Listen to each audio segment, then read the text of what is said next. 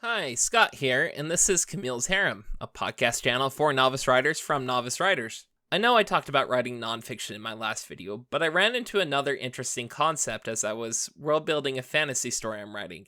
I started putting things together and reminiscing about past little stories that I'd written, as well as looking at stories I've read, and I realized something. Not every writing style works for every kind of story. It's pretty simple, really, and it all depends on what kind of story you want to tell. My writing style relies very heavily on dialogue, with almost a bare minimum of outside detail. It's definitely not perfect, but it works well enough for me. This, however, became a flaw when I tried to write out an idea for an epic fantasy story I have in mind. Epic fantasy as a genre, or more subgenre, relies heavily on its ability to bring out feelings of wonder and awe. What matters most when you're writing something to bring out those feelings is detail. It relies on creating a very powerful atmosphere that colors the entirety of your story. Each genre is going to have a writing style that is going to benefit it best. Take all of this with a grain of salt, though, as any writing advice or rule can be broken and should be broken if the situation calls for it.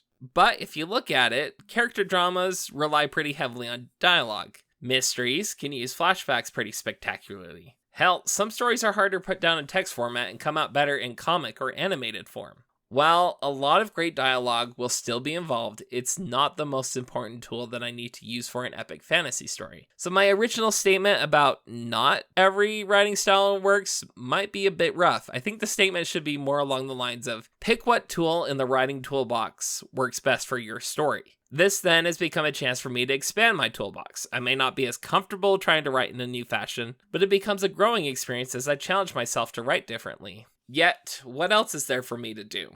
I want to be an awesome writer, eventually get published, or at least get to the point that I'm able to properly write each and every day. I may be scared of what I need to do to overcome myself and become a much better writer, but I'm also not willing to live with the regret of not doing it either.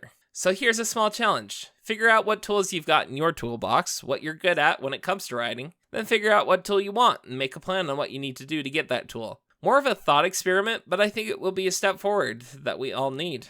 This has been Camille's Harem. Follow us on our subreddit or contact us on our Discord.